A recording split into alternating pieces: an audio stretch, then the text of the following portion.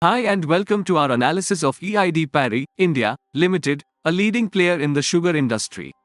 Founded in 1788 by Thomas Parry in India, a British trader, EID Parry began as a modest trading company. Over the centuries, however, EID Parry extended far beyond mere trade.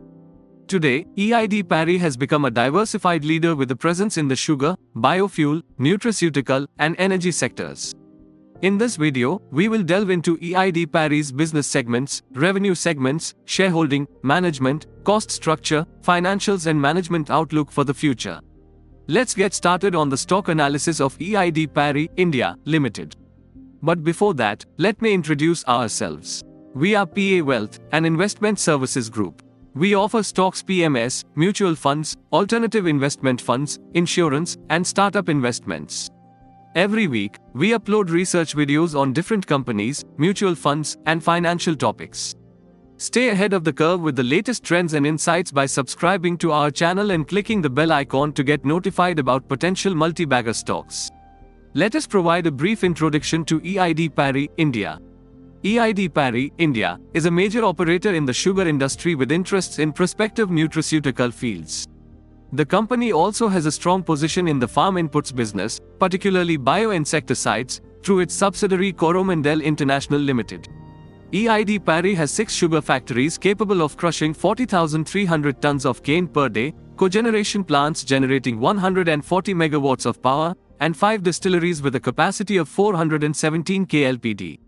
It has a strong position in the rising wellness segment, primarily catering to global markets such as the US with its organic goods. Now, let's look at the business segments of EID Parry, India.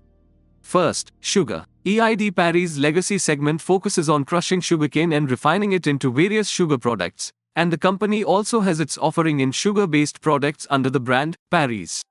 Second, ethanol. This segment produces ethanol, a clean-burning biofuel derived from sugarcane or the byproduct of sugar production, contributing to India's renewable energy goals such as the ethanol blending program.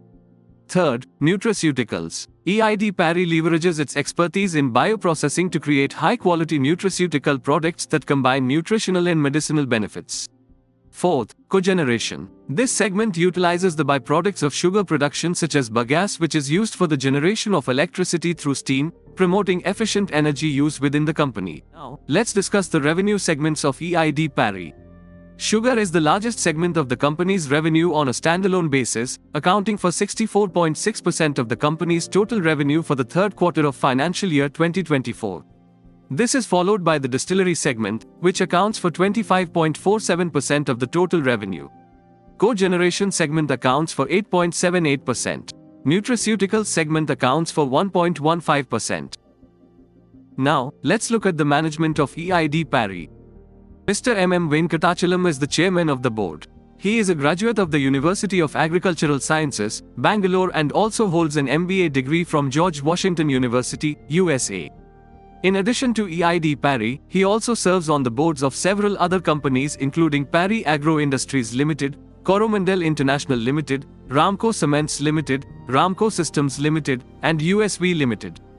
Mr. S. Suresh is the managing director of EID Parry. He has been with the Murugappa Group since August 2014 and has 27 years of experience across different industries. He holds a mechanical engineering degree with a postgraduate diploma in industrial engineering and an MBA with a specialization in finance.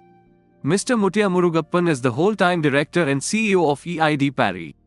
He holds an MBA from the London Business School and a BSc in Management Sciences from the University of Warwick. He has over 16 years of experience in a variety of sectors, including brand management, general management, financial planning and analysis, strategy, sales, and marketing.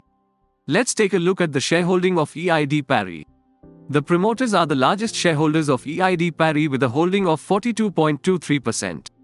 Mutual funds hold 4.08% of the shares. Foreign institutional investors hold 8.71% of the shares. The public holds 44.14% of the shares. Other institutions include several investors, such as banks and insurance companies. They hold 0.84% of the shares. Let's look at the cost structure of EID Parry. Raw material expenses are the largest component of EID Parry's cost structure, accounting for 81.9% of the total costs. Power and fuel costs account for 1.47%. Other manufacturing expenses account for 1.62%. Employee cost accounts for 2.48%. Selling and admin expenses account for 4.66%. Other expenses account for 2.1% of the total costs. Now, let's focus on the financials of EID Parry. The table shows that the company's net sales have grown steadily from 12,113.89 crores in the financial year 2014 to 35,243.8 crores in the financial year 2023 at a CAGR of 11.27%. The company's profit after tax has also grown steadily from 218.61 crores in the financial year 2014 to 1827.74 crores in the financial year 2023 at a CAGR of 23.66%. Let's now turn to the management commentaries to get a better understanding of the company's performance. The company is increasingly focusing on the branded and packaged food segment as it plans to position itself as a bioenergy, food and nutrition company. The company's distillery capacity has reached 417 KLPD. The company plans to add 120 KLPD capacity at the Sankili plant through a greenfield expansion which would produce ethanol and ANA using grain during non-sugar season and molasses during sugar season. The company wants to moderate its exposure to the open sugar market as it plans to increase its sales to retail and institutional customers. The company currently has a presence in around 70,000 retail outputs and plans to increase it by 4 times over the next 2 years. In Q3 FY24, the standalone revenue from operations stood at 668 crore rupees, registering a decline of 8% year-on-year. The company reported a loss of 14 crore rupees in Q3 FY24 vs a profit of 16 crore rupees in the corresponding period last year. The performance of the sugar segment during the quarter has been lower as compared to Q3 FY23 on account of a reduction in export volumes on account of the restrictions imposed by the government. This was partially offset by increased domestic volumes and realizations. The company launched regional rice varieties, Ponmi boiled rice, and Ponmi raw rice, in the Tamil Nadu market. Going forward, it is looking to launch more regional varieties of rice in the market under the Parry brand. The policy of restricting the use of sugarcane juice, syrup and B-heavy molasses by the government is expected to adversely impact the EBP, ethanol blending program, targets and consequently the performance of the distilleries and the capacity utilization. This led to a negative impact of 6 crore rupees on the segment's financials in Q3 FY24.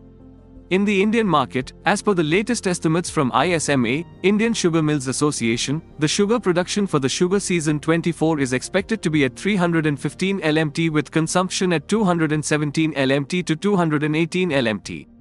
The company will be producing 3 to 3.5 crore litres of ethanol in Q4 FY24. This will be produced through a combination of grain and B-heavy molasses. That's all for today. I hope you found this video helpful. If so, please give it a like and subscribe to our channel for more research-based financial content and click the bell icon for potential multi-bagger stocks. In the comments below, let us know what topics you'd like us to cover in future videos. Thanks for watching.